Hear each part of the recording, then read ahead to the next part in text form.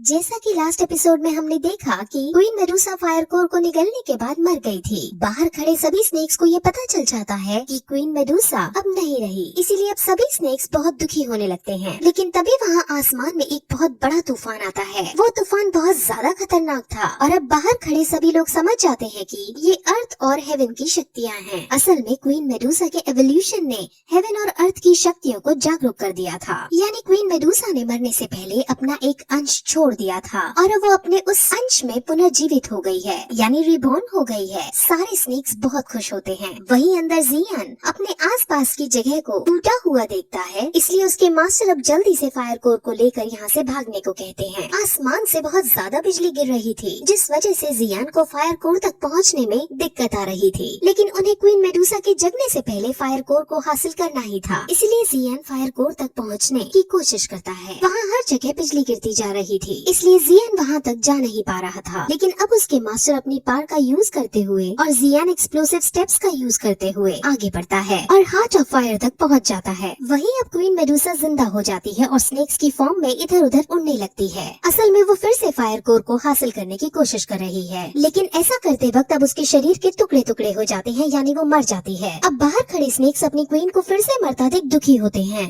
गुहे और उसके साथी भी अब ये डिसाइड करते हैं कि जब कोर ऑफ फायर वीक हो जाएगा तब हम इसे अंदर जाकर ले लेंगे। लेकिन उन्हें ये काम जल्दी करना होगा क्योंकि 8 ट्राइब्स ऑफ स्नेक्स यहाँ आने ही वाले हैं और उनके आने से पहले गुहे को यहाँ से बाहर निकलना होगा। वहीं अंदर क्वीन मेडुसा के शरीर का एक अंश जियान के पास आता है और वो अंश अब एक व्हाइट स्नेक में कन्वर्ट हो जाता है। वो व्हाइट स्नेक बहुत ज्यादा क्यूट था और ये 7 कलर्स का क्रिएचर है। अब मास्टर उसे बताते हैं कि क्वीन मेडुसा की स्पिरिट विकसित हुई है। अब इस एवोल्यूशन के बाद ये चाहे तो अपना लेवल डोजोंग का भी कर सकती है। जियान को स्नेक से अब कोई खतरा नजर नहीं आता, इसीलिए वो इस व्हाइट स्नेक को अपने साथ रख लेता है और इसके बाद जियान अब व्हाइट स्नेक को खाना भी खिलाता है। अब जियान क्विंगलियांग लाइनिंग की मदद से फायर कोर को हासिल करता है। वहीं ओल्ड स्नेक के पास 8 ट्राइब में से 5 ट्राइब्स आ जाते हैं और वो कहते हैं कि हमें अभी गुहे को मारकर अपनी रानी की मौत का बदला लेना होगा। लेकिन ओल्ड स्नेक उसे रोकता है और कहता है कि बाकी ट्राइब्स को भी आ जाने दो, क्योंकि हम जब 8 ट्राइब्स एक साथ हमला करेंगे सिर्फ तभी गुहे को मार पाएंगे।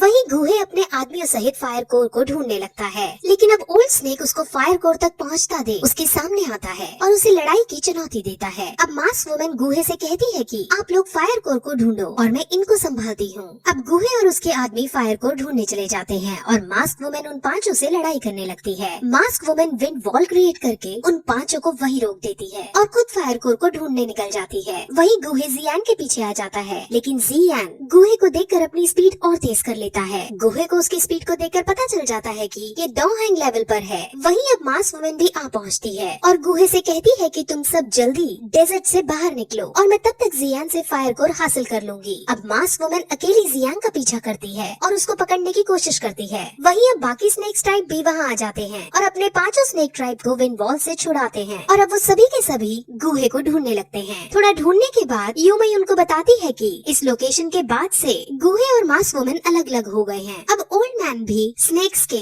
2 दल बनाता है और एक दल मास्क वुमेन को ढूंढने जाता है और दूसरा दल गुहे को ढूंढने के लिए आगे बढ़ता है। वहीं मास्क वुमेन जियान तक पहुंच जाती है, जिसके बाद वो जियान के आगे के रास्ते को विंड वॉल बनाकर ब्लॉक करती है। जियान उस वॉल से तो कैसे न कैसे करके बच जाता है, लेकिन जब वो फिर से आगे बढ़ने की कोशिश करता है तो इस बार मास्क वुमेन 4 साइड्स वॉल बनाकर उसे फंसा देती है। वो जियान से कोर ऑफ फायर की डिमांड करती है, लेकिन जियान मना कर देता है और कहता है कि मैंने इसको हासिल करने के लिए बहुत स्ट्रगल किया है। 1.5 साल की प्रैक्टिस और स्ट्रगल के बाद मुझे ये कोर हासिल हुई है और अब मैं इतनी आसानी से ये तुम्हें नहीं दूंगा। अब ये सब सुनकर मास्क वुमेन शॉकिंगली जमीन पर आती है और उसे पहले तो अच्छे से देखती है और फिर कहती है कि यहाँ से चले जाओ, मैं नहीं लड़ूंगी तुमसे। अब ये देखकर जियान बहुत शॉक होता है, लेकिन तभी वो मास्क वुमेन का फेस देख लेता है और उसे पता चलता है कि ये मास्क वुमेन और कोई नहीं बल्कि यूजी है। अब जियान उसे देखकर शर्माते हुए उसके पास आता है। यूजी जब पिछली बार जियान से मिली थी तो वो इतना शक्तिशाली नहीं था जितना आज है। यूजी उसकी शक्ति की तारीफ करती है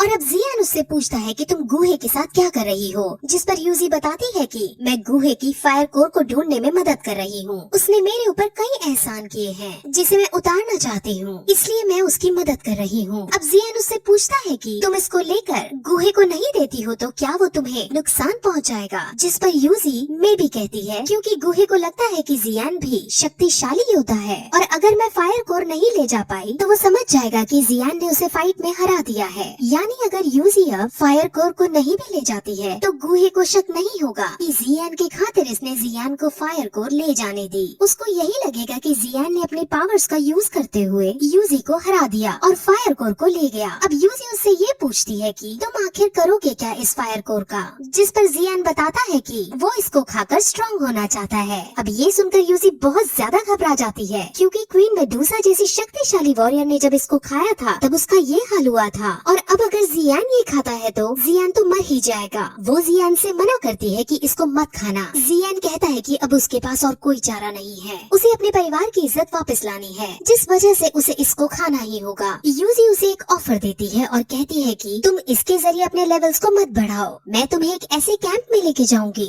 जहाँ तुम्हें हर तरह की स्किल सीखने को मिलेंगी। वहाँ तुम्हें बेस्ट लेवल मार्शल आर्ट सिखाएंगे और तुम्हारी लेवल्स जल्दी जल्दी इंक्रीज कराएंगे। अब जियान ये सुनकर खुश होता है क्योंकि ये उसको एक अच्छी चीज लगती है, लेकिन यूजी अब उस कैंप का नाम बताती है तो जियान गुस्से में आ उसे साफ मना कर देता है। असल में वो जो कैंप उसने बताया था वो यूलैंड सेक्ट के अंदर था और यूलैंड के द्वारा ही चलाया जाता है। जियान यूलैंड सेक्ट से बहुत ज्यादा नफरत करता था क्योंकि नालैंड यूलैंड सेक्ट से ही ताल्लुक रखती है। अब गुस्से में आकर जियान वहाँ से जाने लगता है, लेकिन यूजी उसे रोकती है और कहती है कि अच्छा ठीक है, हम यूलैंड सेक्ट की बात नहीं करेंगे, लेकिन तुम अब मुझे ये प्रॉमिस करो कि तुम इसे स्वैलो नहीं करोगे। लेकिन जियान के पास क्योंकि अब और कोई चारा नहीं था, इसीलिए जियान बिना प्रॉमिस किए वहाँ से जाने लगता है। वो अपने कदम आगे बढ़ाता है, लेकिन तभी वो पीछे मुड़कर देखता है तो यूजी उसकी तरफ बड़ी मायूसी से देख रही थी। जियान अब कोरा फायर को फेंक कर यूजी के पास आ जाता है और उसे गले से लगाकर किस करता है। यूजी भी उसे किस करती है। वो दोनों एक दूसरे से काफी प्यार करते थे। अब वहाँ रोमांटिक एंगल बन जाता है और यूजी की आंखों से आंसू आने लगते हैं। जियान अब उसे अलविदा कहता है और फायर कोर को लेकर वहाँ से चला जाता है। अब उसके जाते ही यूजी बहुत ज्यादा उदास हो जाती है। वहाँ जियान के जाते ही अब ओल्ड स्नेक के साथ 4 स्नेक ट्राइब आ पहुँचते हैं और सभी के सभी अब एक साथ यूजी पर हमला करने लगते हैं। यूजी अभी जियान के जाने के गम में थी, जिस वजह से वो पहले तो उन पर काउंटर अटैक नहीं करती, लेकिन जब स्नेक्स अपनी लिमिट क्रॉस कर देते हैं तब यूजी गुस्से में आ उन सभी को एक साथ मारने लगती है। अब स्नेक्स को पता चल जाता है कि यूजी को वो ऐसे नहीं हरा पाएंगे, इसीलिए वो सभी स्नेक्स अब अपनी पावर्स का यूज करते हुए एक क्रीचर का फॉर्मेशन करते हैं और उससे यूजी पर अटैक करवाते हैं। वहीं जियान जो अब आगे बढ़ रहा था वो आसमान में स्नेक्स की एनर्जी को देखता है और समझ जाता है कि ये एनर्जी वहीं से आ रही है जहां लास्ट टाइम वो यूजी से मिला था, यानी यूजी अभी खतरे में है। वो तुरंत वहां जाने का डिसाइड करता है। वहीं वो क्रीचर अब यूजी पर अटैक करने लगता है।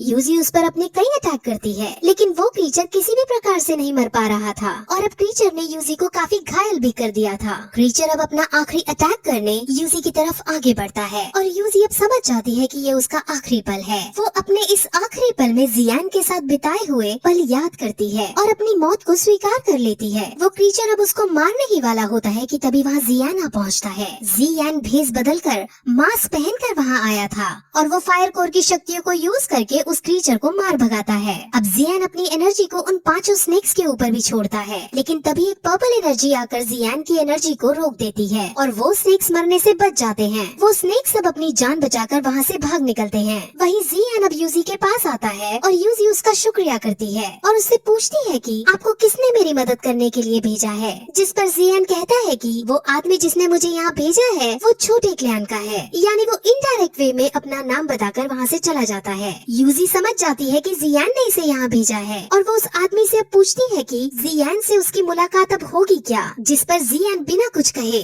आगे बढ़ जाता है। वहीं अब वो स्नेक्स अपने बाकी स्नेक्स ट्राइब से आकर मिलते हैं और ओल्ड स्नेक कहता है कि शायद अभी भी क्वीन जिंदा है, क्योंकि ओल्ड स्नेक ने उसका ऑरा महसूस किया था, लेकिन अभी भी ओल्ड स्नेक को ये कंफर्म नहीं था, इसलिए वो अपने साथियों को एक दिन का वेट करने को कहता है। वहीं जियान अब एक गुफा में जाकर फायर कोर को स्वेलो करने की कोशिश करता है। हालांकि उसके मास्टर उसे समझाते हैं कि इस प्रोसेस में तुम्हें बहुत ज्यादा कष्ट होगा, लेकिन जियान इस कष्ट को सहने के लिए तैयार था। वो अब प्रोसेस शुरू करता है और अब फायर कोर को निगलने लगता है। उन्हें अब कोर ऑफ हार्ट के अंदर से फायर कोर मिल जाता है और अब मास्टर उसे निगलकर अपने हार्ट तक पहुंचाने को कहते हैं। जियान को अब ऐसा करने में बहुत कठिनाई होती है, लेकिन अब उसके इस काम में उसके मास्टर भी उसका साथ देते हैं और फाइनली अब ये प्रोसेस कामयाब हो जाती है और जियान फायर कोर को हासिल कर लेता है। है और अब पहले से ज्यादा शक्तिशाली बन जाता है। उसके मास्टर उसकी शक्तियों को देखने के लिए उसे खुद को हिट करने के लिए कहते हैं, जिस पर अब जियान ऐसा ही करता है। तब उसके मास्टर को कुछ नहीं होता, यानी अब उसे इस पार को प्रैक्टिस करना था। उसके मास्टर उसे कहते हैं कि तुम्हें अभी इस कोर्स से और भी डिफरेंट फाइल हासिल करनी है, लेकिन अभी तुम मरते मरते बचे हो, इसलिए आराम करो। वहीं अब हमें मैनली स्टील मशीनरीज दिखाते हैं, जिसके अंदर ज़ीली और ज़ीडिंग सैंड मशीनरीज की वजह से होने वाले खतरे के बारे में बात कर रहे थे। सैंड मशीनरीज ने इनकी नाक में दम कर रखा था। वो सैंड मशीनरीज पर हमला करने की बात कर रहे थे कि तभी वहाँ शिन-आ आती है। शिन-आ बहुत घायल हालत में थी और वो उनको बताती है कि सैंड मशीनरीज ने हमारे इलाके को चारों तरफ से घेर लिया है और वो हम पर अटैक करने वाले हैं। वहीं आराम करने के बाद जियान पहाड़ी के ऊपर जाता है, जहाँ टेम्परेचर बहुत कम था। वहाँ जाकर अब फायर कोर की डिफरेंट फ्लेम्स हासिल करने के लिए प्रोसेस चालू करता है। अब फायर कोर हवा में इधर उधर दौड़ने लगती है और जियान को अब उसे कैच करना था।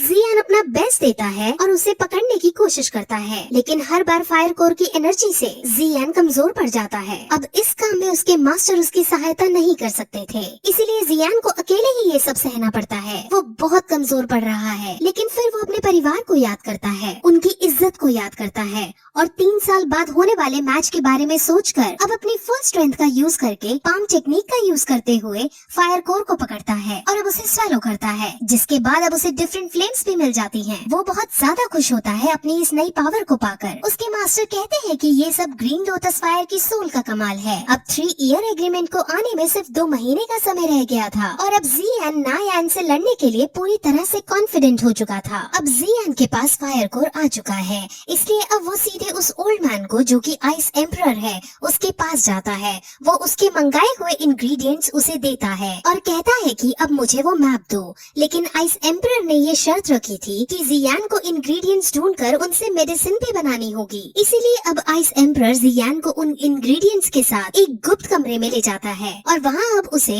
मेडिसिन बनाने को कहता है। अब उसकी टीचर और जियान मिलकर उस रेसिपी को देखते हैं और उसे बनाना शुरू करते हैं। जियान अपने मास्टर को मेडिसिन बनाता हुआ देखता रहता है और उसके मास्टर अब मेडिसिन बना देते हैं। ये मेडिसिन रैंक 6 की थी और ये देखकर जियान बहुत ज्यादा खुश होता है। जियान अब मेडिसिन को लेकर बाहर आइस एम्परर के पास आता है और उसे रैंक 6 की एटर्निटी पिल देता है। हालांकि आइस एम्परर को ये शक होता है कि क्या सच में ये बच्चा ये पिल बना पाया होगा या फिर ये मुझे चूना लगा रहा है, लेकिन जियान कहता है कि अगर आपको ये नहीं चाहिए तो आप मुझे ये वापस दे दो। मैंने ये हासिल करने के लिए बहुत मुश्किलों का सामना किया है, यहाँ तक कि मैं स्नेक्स के पास जाकर क्वीन मेडुसा से भी लड़ा था और अब तुम मुझ पर शक कर रहे हो। आइस एम्परर उसकी बात पर यकीन कर लेता है और अब दूसरे कमरे में जाकर उस पिल को खा लेता है और पिल को खाने के तुरंत बाद क्वीन मेडुसा का श्राप उसके ऊपर से हट जाता है और उसकी शक्तियाँ उसे वापस मिल जाती हैं। अब जियान वहाँ आता है और कहता है कि आपको पावर्स वापस मिल गई हैं और आप पहले की तरह बहुत शक्तिशाली हो गए हैं। आइस एम्परर अब जियान की कैपेबिलिटी को देखकर समझ जाता है कि इस लड़के में कुछ तो अलग बात है, जो इसने इस उम्र में रैंक 6 की एटर्निटी पिल बना ली है। अब आइस एम्परर जियान की तारीफ करता है और अब उसे उस मैप का टुकड़ा दे देता है। वहीं मैंडी स्टील मशीनरीज के अंदर सैंड मशीनरीज घुस चुकी थी और वहाँ पर ज़ीली और एक वॉरियर के बीच, जिससे सैंड मशीनरीज ने हायर किया है, उसके बीच फाइट चल रही थी। उसका नाम मोरे है और वो बहुत शक्तिशाली है। ज़ीली उसका कुछ भी नहीं बिगाड़ पा रहा होता और अब वो हार जाता है। मोरे अपने इस मैच को खत्म करने के लिए ज़ीली को जान से मारने के लिए आगे बढ़ता है और ज़ीली अब मरने ही वाला होता है कि तभी जियान वहाँ आ पहुँचता है और अपने भाई ज़ीली को बचा लेता है। अब वो मोरे से फाइट करने लग जाता है और मोरे भी अपने सामने एक शक्तिशाली योद्धा को देखकर खुश होता है, क्योंकि उसने कई सालों से किसी बड़े योद्धा से फाइट नहीं की थी। जियान अब बहुत शक्तिशाली हो चुका था, लेकिन अब भी वो मोरे को नहीं हरा पाता। जियान पहले ही अटैक में बेहोश हो जाता है। मोरे अब उसकी हार को देखकर बहुत हंसता है, लेकिन तभी जियान खड़ा होता है और वो अपने पर्पल विंग्स का यूज करते हुए मोरे को आसमान में उड़ा ले जाता है और उसे नीचे फेंकता है। अब मोरे को भी गुस्सा आ जाता है और वो आर्मर क्रिएट करता है और अब उस पर अटैक करता है। उन दोनों में फाइट होती है, लेकिन इस बार जियान उसको बुरी तरह मात दे देता है। अब जियान के भाई उसकी एबिलिटीज को देखकर खुश होते हैं। वो तीनों भाई अब चाय पीते हैं। वो चाय पी ही रहे होते हैं कि तभी वहाँ अचानक आइस एम्परर आता है। आइस एम्परर अपने साथ एक आदमी को भी लाते हैं और ये आदमी कौन है और अब आगे क्या होने वाला है, ये हमें अगली वीडियो में पता चलेगा। सो अगर आपको हमारी वीडियो पसंद आई हो तो चैनल को सब्सक्राइब जरूर कर देना।